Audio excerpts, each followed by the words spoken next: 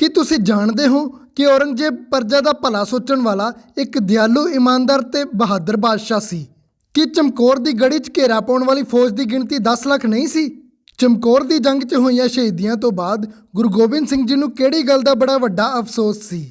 ਮੁਸਲਮਾਨ ਸਮਾਜ 786 ਅੰਕ ਨੂੰ ਆਪਣੇ ਧਾਰਮਿਕ ਚਿੰਨ੍ਹ ਤਰ੍ਹਾਂ ਕਿਉਂ ਮੰਨਦੇ ਹਨ? ਹਾਂਜੀ, ਸਤਿ ਸ਼੍ਰੀ ਅਕਾਲ ਗੇਮ ਚੇਂਜਰਸ ਸਕਸੈਸ ਦਾ ਰਾਹ ਚੈਨਲ ਤੇ ਆਪ ਸਭ ਦਾ ਜੀ ਆਇਆਂ ਨੂੰ। ਉਹ ਜਗ੍ਹਾ ਜਿੱਥੇ ਸਿੱਖ ਕਮਿਊਨਿਟੀ ਇਨਸਪਾਇਰ ਹੋਣ ਲਈ ਆਉਂਦੀ ਹੈ। ਹਾਂਜੀ, ਅੱਜ ਗੱਲ ਕਰਾਂਗੇ ਕਿ ਇਹੋ ਜਿਹੇ ਇਤਿਹਾਸਿਕ ਖੱਤ ਦੀ ਜਿਸ ਨੂੰ ਪੜ੍ਹਨ ਤੋਂ ਬਾਅਦ ਪੂਰੇ ਭਾਰਤ ਤੇ ਆਪਣੇ ਜ਼ੁਲਮ ਦੀ ਇੰਤਹਾ ਕਰਨ ਵਾਲਾ ਜ਼ਾਲਮ ਬਾਦਸ਼ਾਹ ਔਰੰਗਜ਼ੇਬ ਅਪਰਾਧ ਬੋਧ ਨਾਲ ਹੀ ਝੁਰ ਕੇ ਮਰ ਗਿਆ ਸੀ। ਇਹ ਖੱਤ ਸ਼੍ਰੀ ਦਸਮ ਗ੍ਰੰਥ ਸਾਹਿਬ ਵਿੱਚ ਜਫਰਨਾਮੇ ਦੇ ਨਾਮ ਨਾਲ ਦਰਜ ਹੈ, ਜੋ ਗੁਰੂ ਗੋਬਿੰਦ ਸਿੰਘ ਜੀ ਨੇ ਔਰੰਗਜ਼ੇਬ ਨੂੰ ਲਿਖਿਆ ਸੀ। ਜਫਰਨਾਮਾ ਸ਼ਬਦ ਦਾ ਅਰਥ ਹੈ ਫਤਿਹ ਦੀ ਚਿੱਠੀ। ਇਸ ਖੱਤ ਤੋਂ ਪਤਾ ਲੱਗਦਾ ਹੈ ਕਿ ਕਲਮ 'ਚ ਕਿੰਨੀ ਤਾਕਤ ਹੁੰਦੀ ਹੈ। ਜੋ ਕੰਮ ਦੁਨੀਆ ਦੀ ਕੋਈ ਤਲਵਾਰ ਨਹੀਂ ਕਰ ਸਕੀ ਸੀ, ਉਹ ਕੰਮ ਗੁਰੂ ਗੋਬਿੰਦ ਸਿੰਘ ਜੀ ਨੇ ਆਪਣੀ ਕਲਮ ਨਾਲ ਕਰ ਦਿਖਾਇਆ ਸੀ। ਜਫਰਨਾਮਾ, ਇਹ ਨਾਂ ਤਾਂ ਆਪਾਂ ਸਭ ਨੇ ਸੁਣਿਆ ਹੈ, ਪਰ ਬੜਾ ਜ਼ਰੂਰੀ ਦਸਤਾਵੇਜ਼ ਹੋਣ ਤੋਂ ਬਾਅਦ ਵੀ ਬਹੁਤ ਘੱਟ ਸੰਗਤਾਂ ਨੂੰ ਇਸ ਬਾਰੇ ਜਾਣਕਾਰੀ ਹੈ। ਇਸ ਦਾ ਜੋ ਮੇਨ ਕਾਰਨ ਮੈਂ ਆਬਜ਼ਰਵ ਕੀਤਾ ਉਹ ਇਹ ਹੈ ਕਿ ਇਹ ਖੱਤ ਮੂਲ ਰੂਪ ਨਾਲ ਫਾਰਸੀ ਭਾਸ਼ਾ ਵਿੱਚ ਲਿਖਿਆ ਹੋਇਆ ਹੈ ਤੇ ਜਿਹੜੇ YouTube ਵੀਡੀਓਜ਼ ਇਸ ਦੀ ਕਥਾ ਸੁਣਾਉਂਦੇ ਹਨ ਉਹ 3 ਘੰਟੇ ਤੋਂ ਲੈ ਕੇ 8-9 ਘੰਟੇ ਤੱਕ ਲੰਬੇ ਹਨ। ਹੁਣ ਲਗਭਗ 3 ਮੂਵੀਜ਼ ਜਿੰਨਾ ਟਾਈਮ ਕਿਸੇ ਕਥਾਵਾਚਕ ਨੂੰ ਲਗਾਤਾਰ ਸੁਣਨਾ ਇਹ ਅੱਜ ਦੇ ਸਮੇਂ ਦੇ ਹਿਸਾਬ ਨਾਲ ਬੜਾ ਔਖਾ ਕੰਮ ਹੈ, ਪਰ ਇਸ ਦੀ ਜਾਣਕਾਰੀ ਆਮ ਸੰਗਤਾਂ ਨੂੰ ਹੋਣਾ ਜ਼ਰੂਰੀ ਹੈ। ਇਸ ਲਈ ਇਸ ਵੀਡੀਓ ਵਿੱਚ ਜਫਰਨਾਮਾ ਸਾਹਿਬ ਦੀ ਇੰਟਰਸਟਿੰਗ ਸਮਰੀ ਮੈਂ ਤੁਹਾਡੇ ਲਈ ਲੈ ਕੇ ਆਇਆ ਹਾਂ। ਪਰ ਅੱਗੇ ਵਧਣ ਤੋਂ ਪਹਿਲਾਂ ਚੈਨਲ ਨੂੰ ਸਬਸਕ੍ਰਾਈਬ ਕਰਕੇ ਬੈਲ ਆਈਕਨ ਜ਼ਰੂਰ ਪ੍ਰੈਸ ਕਰ ਦਿਓ, ਕਿਉਂਕਿ ਇਤਿਹਾਸ ਨਾਲ ਹੀ ਹੈ ਸਾਡੀ ਪਛਾਣ। ਇਤਿਹਾਸ ਨੂੰ ਜਾਣਨਾ ਬਹੁਤ ਜ਼ਰੂਰੀ ਹੈ।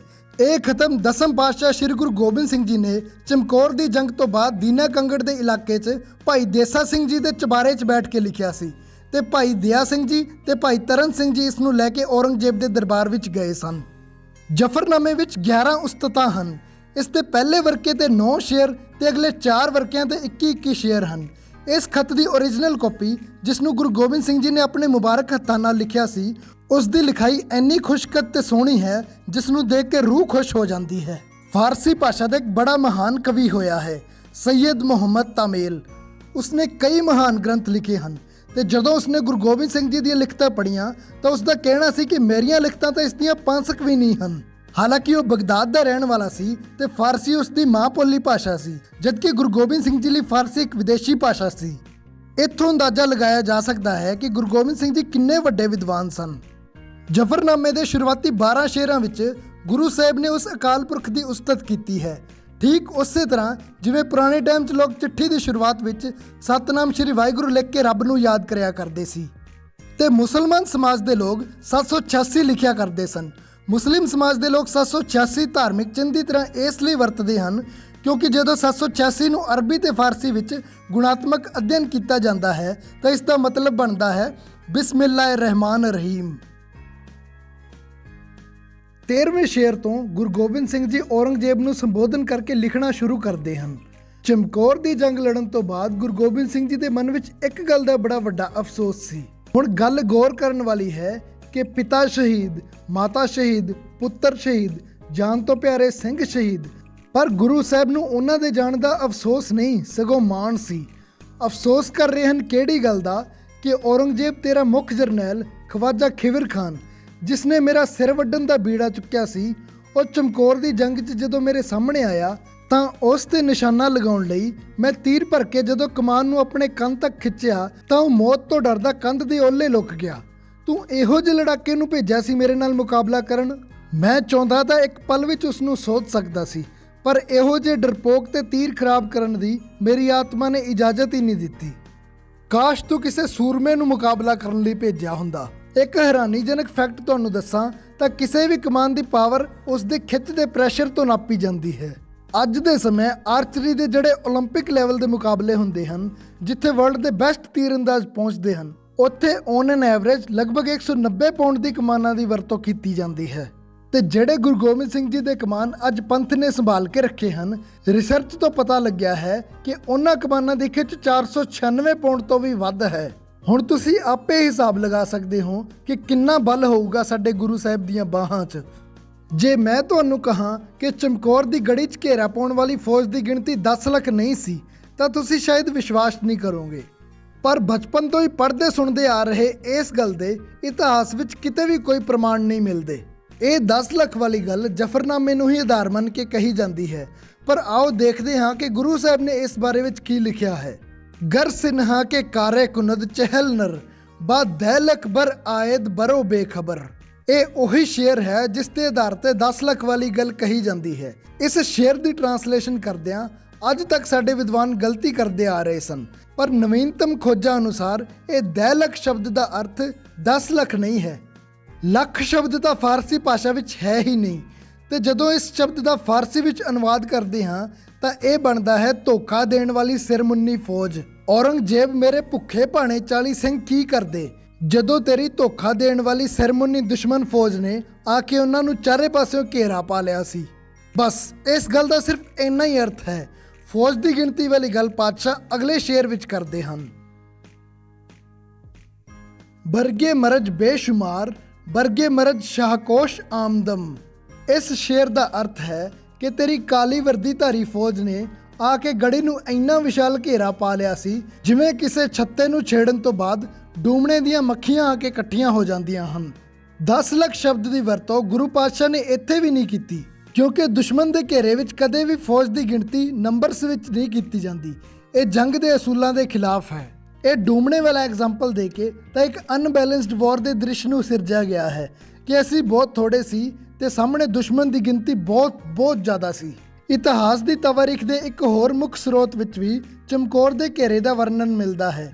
ਉਹਦੇ 'ਚ ਐਗਜ਼ਾਮਪਲ ਦਿੱਤਾ ਗਿਆ ਹੈ ਕਿ ਘੇਰੇ 'ਚ ਫੌਜ ਦੀ ਗਿਣਤੀ ਇੰਨੀ ਜ਼ਿਆਦਾ ਸੀ ਕਿ ਜੇ ਹਰ ਸਿਪਾਹੀ ਇੱਕ ਮੁੱਠੀ ਮਿੱਟੀ ਭਰ ਕੇ ਚਮਕੌਰ ਦੀ ਗੜੀ ਵੱਲ ਸੁੱਟੇ ਤਾਂ ਪੂਰੀ ਗੜੀ ਨੂੰ ਮਿੱਟੀ ਵਿੱਚ ਦੱਬਿਆ ਜਾ ਸਕਦਾ ਸੀ। ਗਿਣਤੀ ਦਾ ਇੱਥੇ ਵੀ ਕੋਈ ਜ਼ਿਕਰ ਨਹੀਂ ਕੀਤਾ ਗਿਆ। ਹੋ ਸਕਦਾ ਹੈ ਕਿ ਘੇਰੇ ਵਿੱਚ ਫੌਜ ਦੀ ਗਿਣਤੀ 10 ਲੱਖ ਤੋਂ ਵੀ ਕਿਤੇ ਵੱਧ ਹੋਵੇ, ਪਰ ਇਹ 10 ਲੱਖ ਦੀ ਗਿਣਤੀ ਵਾਲੀ ਗੱਲ ਬਿਲਕੁਲ ਗਲਤ ਹੈ। ਜ਼ਫਰਨਾਮਾ ਸ਼੍ਰੀ ਦਸਮ ਗ੍ਰੰਥ ਸਾਹਿਬ ਜੀ ਦੀ ਬਾਣੀ ਹੈ। ਇਸ ਤੇ ਕਿੰਤੂ ਕਰਨ ਦਾ ਇੱਕ ਵੱਡਾ ਕਾਰਨ ਇਹ ਦੱਸਿਆ ਜਾਂਦਾ ਹੈ ਕਿ ਇਸ ਵਿੱਚ ਗੁਰੂ ਸਾਹਿਬ ਨੇ ਔਰੰਗਜ਼ੇਬ ਦੀ ਚਾਪਲੂਸੀ ਕੀਤੀ ਹੈ, ਕਿਉਂਕਿ ਜ਼ਫਰਨਾਮੇ ਦੇ 89 ਤੋਂ ਲੈ ਕੇ 94 ਤੱਕ 5 ਸ਼ੇਰਾਂ ਵਿੱਚ ਗੁਰੂ ਗੋਬਿੰਦ ਸਾਹਿਬ ਜੀ ਨੇ ਔਰੰਗਜ਼ੇਬ ਦੀਆਂ ਸਿਫਤਾਂ ਗਿਣਾਈਆਂ ਹਨ। ਦਰਅਸਲ ਇਸ ਨੂੰ ਆਪਾਂ ਚਾਪਲੂਸੀ ਦੀ ਥਾਂ ਸੱਚ ਦਾ ਐਨਾਲਾਈਸਿਸ ਕਹਾਂਗੇ, ਕਿਉਂਕਿ ਔਰੰਗਜ਼ੇਬ ਵਿੱਚ ਸੱਚਮੁੱਚ ਇਹ ਖੂਬੀਆਂ ਮੌਜੂਦ ਸਨ, ਤੇ ਖੂਬੀਆਂ ਵੀ ਉਹ ਜਿਸ ਨੂੰ ਸੁਣਨ ਤੋਂ ਬਾਅਦ ਤੁਹਾਡੇ ਦਿਲ ਵਿੱਚ ਔਰੰਗਜ਼ੇਬ ਦੀ ਜੋ ਪੱਥਰ ਦਿਲ ਤੇ ਜ਼ਾਲਮ ਬਾਦਸ਼ਾਹ ਦੀ ਛਵੀ ਬਣੀ ਹੋਈ ਹੈ ਉਸ ਨੂੰ ਤਰੇੜਾਂ ਪੈ ਜਾਣਗੀਆਂ, ਜੋ ਇਤਿਹਾਸ 'ਚ ਤੁਸੀਂ ਪਹਿਲਾਂ ਕਦੀ ਨਹੀਂ ਸੁਣੀਆਂ ਹੋਣੀਆਂ। ਪਰ ਜੇ ਸਾਡੇ ਗੁਰੂ ਸਾਹਿਬ ਨੇ ਉਸ ਨੂੰ ਸਿਰਫ ਦੁਸ਼ਮਣ ਦੀ ਅੱਖ ਨਾਲ ਨਾ ਵੇਖਦੇ ਹੋਏ ਉਹਨਾਂ ਗੁਣਾਂ ਨੂੰ ਇਗਨੋਰ ਨਹੀਂ ਕੀਤਾ ਤਾਂ ਅਸੀਂ ਕਰਨ ਵਾਲੇ ਕੌਣ ਹੁੰਨੇ ਹਾਂ। ਗੁਰੂ ਸਾਹਿਬ ਲਿਖਦੇ ਹਨ, ਚਾਬਕ ਰਕੇਬ ਅਸਤ ਚਲਾਕ ਅਸਤ ਹੁਸਨਲ ਜਮਾਲ ਅਸਤ ਰੋਸ਼ਨ ਜਮੀਰ ਖੁਦਾਬੰਦ ਮੁਲਕ ਅਸਤ ਸਾਹਿਬ ਅਮੀਰ। ਗੁਰੂ ਸਾਹਿਬ ਕਹਿੰਦੇ ਹਨ ਕਿ ਔਰੰਗਜ਼ੇਬ ਤੋਂ ਇੱਕ ਬੜਾ ਬਹਾਦਰ ਯੋਧਾ ਹੈ। ਹਮੀਦੁਦੀਨ ਦੀ ਫਾਰਸੀ ਦੀ ਬੁੱਕ ਅਹਿਕਾਮੇ ਆਲਮਗੀਰੀ ਦੇ ਅਨੁਸਾਰ ਦੱਖਣ ਦਿਸ਼ਾ ਵੱਲ ਇੱਕ ਵਾਰ ਜਦੋਂ ਜੰਗੀ ਮੈਦਾਨ 'ਚੋਂ ਤੋਪ ਦੇ ਖੜਕੇ ਤੋਂ ਡਰ ਕੇ ਔਰੰਗਜ਼ੇਬ ਦਾ ਹਾਥੀ ਭੱਜਣ ਲੱਗਾ ਤਾਂ ਉਸਨੇ ਆਪਣੇ ਸਿਪਾਹੀਆਂ ਨੂੰ ਕਿਹਾ ਕਿ ਮੇਰੇ ਹਾਥੀ ਦੇ ਪੈਰ ਜੰਜੀਰ ਨਾਲ ਬੰਨ੍ਹ ਦਿਓ। ਕਿਤੇ ਹਾਥੀ ਡਰ ਕੇ ਭੱਜ ਗਿਆ ਤਾਂ ਲੋਕੀ ਕਹਿਣਗੇ ਕਿ ਔਰੰਗਜ਼ੇਬ ਨੇ ਮੌਤ ਤੋਂ ਡਰਦੇ ਨੇ ਪਿੱਠ ਦਿਖਾ ਦਿੱਤੀ। ਗੁਰੂ ਸਾਹਿਬ ਕਹਿੰਦੇ ਹਨ ਕਿ ਔਰੰਗਜ਼ੇਬ ਤੂੰ ਬੜਾ ਸ਼ਾਨਦਾਰ ਘੋੜਸਵਾਰ ਵੀ ਹੈ। 14 ਸਾਲ ਦੀ ਉਮਰ ਵਿੱਚ ਉਸਨੇ ਘੋੜੇ ਤੇ ਸਵਾਰ ਹੋ ਕੇ ਜੰਗੀ ਹਾਥੀ ਦਾ ਮੁਕਾਬਲਾ ਕੀਤਾ ਸੀ। ਗੁਰੂ ਸਾਹਿਬ ਕਹਿੰਦੇ ਹਨ ਕਿ ਔਰੰਗਜ਼ੇਬ ਤੂੰ ਬਚਪਨ ਤੋਂ ਹੀ ਗਰੀਬਾਂ ਨੂੰ ਦਾਤਾਂ ਦੇਣ ਵਾਲਾ ਹੈ। ਬਚਪਨ 'ਚ ਔਰੰਗਜ਼ੇਬ ਨੂੰ 500 ਰੁਪਏ ਜੇਬ ਖਰਚ ਮਿਲਦਾ ਸੀ ਜੋ ਉਹ ਗਰੀਬਾਂ ਵਿੱਚ ਵੰਡ ਦਿੰਦਾ ਸੀ। ਹਾਲਾਂਕਿ ਧਾਰਮਿਕ ਕੱਟਰ ਹੋਣ ਕਰਕੇ ਵੰਡਦਾ ਮੁਸਲਮਾਨ ਗਰੀਬਾਂ 'ਚ ਹੀ ਸੀ, ਪਰ ਇੱਕ ਬੱਚੇ ਦਾ ਆਪਣੇ ਸ਼ੌਂਕ ਪੂਰੇ ਕਰਨ ਦੀ ਥਾਂ ਜੇਬ ਖਰਚ ਨੂੰ ਗਰੀਬਾਂ 'ਚ ਵੰਡ ਦੇਣਾ ਮਾਇਨੇ ਰੱਖਦਾ ਹੈ। ਗੁਰੂ ਪਾਤਸ਼ਾਹ ਕਹਿੰਦੇ ਹਨ ਕਿ ਔਰੰਗਜ਼ੇਬ ਤੂੰ ਸੋਹਣਾ ਬਹੁਤ ਹੈ। ਔਰੰਗਜ਼ੇਬ ਦੇ ਪਿਤਾ ਸ਼ਾਹਜਹਾਂ ਰੰਗ ਰੂਪ ਦਾ ਕਾਫੀ ਸੋਹਣਾ ਸੀ ਤੇ ਮਾਂ ਮੁਮਤਾਜ਼ ਤਾਂ ਉਸ ਸਮੇਂ ਦੀਆਂ ਦੁਨੀਆ ਦੀਆਂ ਸਭ ਤੋਂ ਖੂਬਸੂਰਤ ਔਰਤਾਂ ਵਿੱਚ ਸ਼ੁਮਾਰ ਸੀ। ਸੋਹਣੇ ਮਾਂ-ਬਾਪ ਤੋਂ ਜੰਮੇ ਚੰਗੇ ਰੰਗ ਰੂਪ ਵਾਲੇ ਔਰੰਗਜ਼ੇਬ ਨੂੰ ਜੇ ਗੁਰੂ ਸਾਹਿਬ ਨੇ ਸੋਹਣਾ ਕਹਿਤਾ ਤਾਂ ਇਹਦੇ 'ਚ ਕੀ ਬੁਰਾਈ ਸੀ। ਇਸ ਤੋਂ ਇਲਾਵਾ ਔਰੰਗਜ਼ੇਬ ਇੱਕ ਬੜਾ ਤਗੜਾ ਵਿਦਵਾਨ ਵੀ ਸੀ। ਉਹ ਕੈਲੀਗ੍ਰਾਫੀ ਵਿਧੀ ਨਾਲ ਕੁਰਾਨ ਸ਼ਰੀਫ ਲਿਖਿਆ ਕਰਦਾ ਸੀ। ਅੱਜ ਵੀ ਉਸ ਦੀਆਂ ਹਸਤਲਿਖਿਤ ਕੁਰਾਨਾਂ 'ਚੋਂ ਇੱਕ ਕੁਰਾਨ ਮੱਕੇ ਮਦੀਨੇ 'ਚ ਤੇ ਇੱਕ ਹਜ਼ਰਤ ਨਿਜ਼ਾਮੂਦੀਨ ਔਲੀਏ ਦੀ ਦਰਗਾਹ ਤੇ ਪਈ ਹੈ। ਇਸ ਤੋਂ ਇਲਾਵਾ ਗੁਰੂ ਗੋਬਿੰਦ ਸਿੰਘ ਜੀ ਔਰੰਗਜ਼ੇਬ ਦੇ ਰਾਜ ਕਰਨ ਦੇ ਤਰੀਕੇ ਦੀ, ਉਸ ਦੀ ਲੀਡਰਸ਼ਿਪ ਦੀ ਵੀ ਤਾਰੀਫ ਕਰਦੇ ਹਨ। ਔਰੰਗਜ਼ੇਬ ਨੇ ਆਪਣੇ ਰਾਜ ਵਿੱਚ ਸ਼ਰਾਬਬੰਦੀ ਕਰਵਾਈ ਸੀ ਤੇ ਜਿੱਥੇ ਔਰੰਗਜ਼ੇਬ ਦੇ ਪਿਓ ਤੇ ਦਾਦੇ ਪੜਦਾਦਿਆਂ ਦੇ ਹਰਮ 'ਚ ਹਜ਼ਾਰਾਂ ਦਾਸੀਆਂ ਰਹਿੰਦੀਆਂ ਸਨ, ਔਰੰਗਜ਼ੇਬ ਨੇ ਵੈਸ਼ਿਆਵਰਤੀ ਤੇ ਰੋਕ ਲਵਾ ਦਿੱਤੀ ਸੀ। ਉਸਨੇ ਐਲਾਨ ਕਰਤਾ ਸੀ ਕਿ ਬਾਦਸ਼ਾਹ ਰਾਜ ਦੀ ਕਮਾਈ ਦੀ ਵਰਤੋਂ ਆਪਣੇ ਨਿੱਜੀ ਜ਼ਰੂਰਤਾਂ ਲਈ ਨਹੀਂ ਕਰ ਸਕਦਾ। ਇਸ ਲਈ ਆਪਣੇ ਤੇ ਪਰਿਵਾਰ ਦਾ ਖਰਚਾ ਚਲਾਉਣ ਲਈ ਔਰੰਗਜ਼ੇਬ ਮੁਸਲਮਾਨੀ ਟੋਪੀਆਂ ਬਣਾ ਕੇ ਵੇਚਿਆ ਕਰਦਾ ਸੀ। ਮਰਨ ਤੋਂ ਬਾਅਦ ਉਸ ਦੀ ਵਸੀਅਤ 'ਚ ਲਿਖਿਆ ਮਿਲਿਆ ਸੀ ਕਿ ਫਲਾਣੀ ਥਾਂ ਤੇ 4 ਰੁਪਏ ਤੇ ਅੱਧਾ ਅੰਨਾ ਪਿਆ ਹੈ ਜੋ ਕਿ ਮੈਂ ਟੋਪੀਆਂ ਵੇਚ ਕੇ ਕਮਾਇਆ ਸੀ। ਉਹ ਰੁਪਏ ਤੁਸੀਂ ਮੇਰੀ ਕਬਰ ਤੇ ਖਰਚ ਕਰ ਦਿਓ। ਰਾਜ ਦੇ ਪੈਸਿਆਂ 'ਚੋਂ ਮੇਰੀ ਕਬਰ ਤੇ ਖਰਚਾ ਨਾ ਕਰਿਓ ਤੇ ਮੇਰੀਆਂ ਲਿਖੀਆਂ ਕੁਰਾਨ ਸ਼ਰੀਫ ਵੇਚ ਕੇ ਜੋ ਕਮਾਈ ਹੋਵੇ ਉਹ ਗਰੀਬਾਂ ਵਿੱਚ ਵੰਡ ਦਿਓ। ਸੱਚੇ ਮੁਸਲਮਾਨ ਨੂੰ ਇਹ ਗੱਲ ਨਹੀਂ ਸ਼ੋਭਦੀ ਕਿ ਉਹ ਕੁਰਾਨ ਸ਼ਰੀਫ ਵੇਚ ਕੇ ਕਮਾਈ ਕਰੇ। ਇਹ ਤਾਂ ਸੀ ਉਸ ਦੀਆਂ ਸਿਫਤਾਂ। ਗੁਰੂ ਪਾਤਸ਼ਾਹ ਫਰਮਾਉਂਦੇ ਹਨ ਕਿ ਔਰੰਗਜ਼ੇਬ ਹੁਣ ਮੈਂ ਤੈਨੂੰ ਦੱਸਦਾ ਹਾਂ ਕਿ ਖਰਾਬੀ ਕਿੱਥੇ ਹੈ। ਕਿਸੇ ਵੀ ਚੀਜ਼ ਦੀ ਅਤੀ ਹਮੇਸ਼ਾ ਹੀ ਮਾੜੀ ਹੁੰਦੀ ਹੈ ਤੇ ਤੇਰੀ ਆਪਣੇ ਧਰਮ ਦੀ ਹੱਦ ਤੋਂ ਵੱਧ ਕੱਟੜਤਾ ਨੇ ਹੀ ਤੇਰਾ ਬੇੜਾ ਗਰਕ ਕੀਤਾ ਹੈ, ਤੈਨੂੰ ਹਥਿਆਰਾਂ ਤੇ ਜ਼ਾਲਮ ਬਣਾਤਾ ਹੈ। ਇਸ ਕੱਟੜਤਾ ਨਾਲ ਹੀ ਤੂੰ ਆਪਣੇ ਧਰਮ ਨੂੰ ਵੀ ਕਲੰਕਿਤ ਕਰ ਰਿਹਾ ਹੈ। ਨਾ ਤੈਨੂੰ ਕੁਰਾਨ ਤੇ ਯਕੀਨ ਹੈ ਤੇ ਨਾ ਇਸਲਾਮ ਤੇ। ਔਰੰਗਜ਼ੇਬ ਸਿਰਫ ਸੁੰਨੀ ਸਮਾਜ ਨੂੰ ਹੀ ਮੁਸਲਮਾਨ ਮੰਨਦਾ ਸੀ। ਉਸਨੇ ਸਿੱਖਾਂ ਤੇ ਹਿੰਦੂਆਂ ਦੇ ਨਾਲ ਸ਼ੀਆ, ਖੋਜਾ ਤੇ ਗੋਰਾ ਮੁਸਲਮਾਨਾਂ ਤੇ ਵੀ ਬੇਇੰਤਹਾ ਜ਼ੁਲਮ ਕੀਤੇ ਸੀ। ਉਸਨੇ ਰਾਜ ਧਿਆਉਣ ਲਈ ਆਪਣੇ ਭਰਾਵਾਂ, ਭਤੀਜਿਆਂ, ਆਪਣੇ ਜੀਜੇ ਤੇ ਆਪਣੇ ਭਾਣਜਿਆਂ ਤੱਕ ਨੂੰ ਕਤਲ ਕਰਵਾਤਾ ਸੀ ਤੇ ਆਪਣੇ ਪਿਤਾ ਸ਼ਾਹਜਹਾਂ ਨੂੰ ਲਾਲ ਕਿਲੇ ਵਿੱਚ ਕੈਦ ਕਰਤਾ ਸੀ, ਜਿੱਥੇ ਉਹਨੂੰ ਹਰ ਰੋਜ਼ ਸਿਰਫ ਅੱਧਾ ਪਿਆਲਾ ਪਾਣੀ ਹੀ ਪੀਣ ਨੂੰ ਦਿੱਤਾ ਜਾਂਦਾ ਸੀ।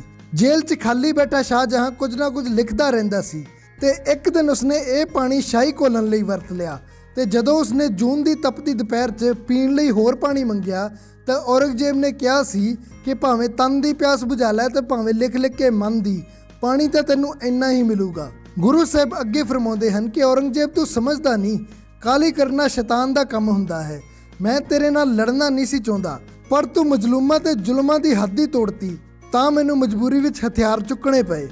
ਔਰੰਗਜ਼ੇਬ ਜਦੋਂ ਤੱਕ ਸਵੇਰ ਤੋਂ ਲੈ ਕੇ ਹਿੰਦੂਆਂ ਦੇ 1.25 ਮਣ ਜਨੇਊ ਲਹਾ ਕੇ ਉਹਨਾਂ ਨੂੰ ਮੁਸਲਮਾਨ ਨਹੀਂ ਬਣਾ ਦਿੰਦਾ ਸੀ, ਉਦੋਂ ਤੱਕ ਪਾਣੀ ਦਾ ਘੁੱਟ ਨਹੀਂ ਭਰਦਾ ਸੀ। ਪੂਰੇ ਭਾਰਤ 'ਚ ਰਾਜ ਕਰਨ ਵਾਲੇ ਇਸ ਜ਼ਾਲਮ ਤੇ ਤਾਨਾਸ਼ਾਹ ਬਾਦਸ਼ਾਹ ਦੇ ਸਾਹਮਣੇ ਕੋਈ ਉੱਚੀ ਆਵਾਜ਼ 'ਚ ਗੱਲ ਨਹੀਂ ਕਰਦਾ ਸੀ। ਸੋ ਉਸ ਨੂੰ ਲੱਗ ਰਿਹਾ ਸੀ ਕਿ ਮੈਂ ਜੋ ਕਰ ਰਿਹਾ ਹਾਂ ਠੀਕ ਕਰ ਰਿਹਾ ਹਾਂ। ਪਹਿਲੀ ਵਾਰ ਇਸ ਖੱਤ ਰਾਹੀਂ ਗੁਰੂ ਗੋਬਿੰਦ ਸਿੰਘ ਜੀ ਨੇ ਉਸ ਨੂੰ ਆਪਣੀ ਗਲਤੀ ਦਾ ਅਹਿਸਾਸ ਕਰਾਇਆ ਸੀ ਤੇ ਇਸ ਖੱਤ ਨੂੰ ਪੜ੍ਹਨ ਤੋਂ ਬਾਅਦ ਉਸ ਨੂੰ ਆਪਣੇ ਕਰਮਾਂ ਤੇ ਪਛਤਾਵਾ ਹੋਣ ਲੱਗ ਪਿਆ ਸੀ। ਤੇ ਜਦੋਂ ਇਸ ਖੱਤ ਦਾ ਪਤਾ ਆਵਾਮ ਨੂੰ ਚੱਲਿਆ ਤਾਂ ਉਹਨਾਂ ਨੇ ਵੀ ਔਰੰਗਜ਼ੇਬ ਨੂੰ ਲਾਹਣਤਾਂ ਪਾਈਆਂ ਕਿ ਤੇਰਾ ਮਕਸਦ ਤਾਂ ਸਿੱਖਾਂ ਦੇ ਗੁਰੂ ਨੂੰ ਗ੍ਰਿਫਤਾਰ ਕਰਨਾ ਸੀ। ਇੰਨੀ ਲੱਖਾਂ ਦੀ ਗਿਣਤੀ 'ਚ ਫੌਜਾਂ ਹੋਣ ਦੇ ਬਾਅਦ ਵੀ ਤੂੰ ਉਹਨਾਂ ਨੂੰ ਗ੍ਰਿਫਤਾਰ ਨਹੀਂ ਕਰ ਪਾਇਆ ਤੇ ਤੂੰ ਛੋਟੇ ਬੱਚਿਆਂ ਨੂੰ ਸ਼ਹੀਦ ਕਰਾ ਕੇ ਇਸਲਾਮ ਨੂੰ ਕਲੰਕਿਤ ਕੀਤਾ ਹੈ ਤੇ ਤੂੰ ਫਜ਼ੂਲ ਦੀਆਂ ਜੰਗਾਂ 'ਚ ਸਾਡੇ ਆਪਣੇ ਵੀ ਲੱਖਾਂ ਪੁੱਤ ਸ਼ਹੀਦ ਕਰਾ ਦਿੱਤੇ। ਚਾਰੇ ਪਾਸਿਓਂ ਪੈਂਦੀਆਂ ਲਾਹਣਤਾਂ ਤੇ ਆਤਮਿਕ ਝੋਰੇ ਨਾਲ ਫਿਰ ਉਹ ਬਿਮਾਰ ਰਹਿਣ ਲੱਗ ਪਿਆ ਸੀ ਤੇ ਕੁਝ ਸਮੇਂ ਬਾਅਦ ਉਸ ਦੀ ਮੌਤ ਹੋ ਗਈ ਸੀ। ਉਸ ਦਾ ਪਰਿਵਾਰ ਤੇ ਉਸ ਦੇ ਬੱਚੇ ਵੀ ਉਸ ਤੋਂ ਇੰਨੇ ਦੁਖੀ ਸੀ ਕਿ ਉਹਨਾਂ 'ਚੋਂ ਕੋਈ ਵੀ ਉਸ ਦੀ ਕਬਰ ਤੇ ਮਿੱਟੀ ਪਾਉਣ ਨਹੀਂ ਆਇਆ। ਵੀਡੀਓ ਪਸੰਦ ਆਇਆ ਹੋਵੇ ਤਾਂ ਲਾਈਕ ਕਰਕੇ ਇਸ ਜਾਣਕਾਰੀ ਨੂੰ ਅੱਗੇ ਵੱਧ ਤੋਂ ਵੱਧ ਸ਼ੇਅਰ ਜ਼ਰੂਰ ਕਰਿਓ ਤੇ ਚੈਨਲ ਨੂੰ ਸਬਸਕ੍ਰਾਈਬ ਕਰਨਾ ਨਾ ਭੁੱਲਣਾ, ਕਿਉਂਕਿ ਤੁਸੀਂ ਆਲਰੇਡੀ ਬਹੁਤ ਕੁਝ ਮਿਸ ਕਰ ਰਹੇ ਹੋ। ਤੇ ਹਰ ਦਿਨ ਦੇ ਇਤਿਹਾਸ ਦੀ ਜਾਣਕਾਰੀ ਲਈ ਤੁਸੀਂ ਸਾਨੂੰ ਇੰਸਟਾਗ੍ਰਾਮ ਤੇ ਫੋਲੋ ਕਰ ਸਕਦੇ ਹੋ ਤੇ ਕਮੈਂਟ ਬਾਕਸ ਵਿੱਚ ਵਾਹਿਗੁਰੂ ਜੀ ਲਿਖ ਕੇ ਆਪਣੀ ਹਾਜ਼ਰੀ ਜ਼ਰੂਰ ਲਵਾਇਓ। ਵਾਹਿਗੁਰੂ ਜੀ ਕਾ ਖਾਲਸਾ।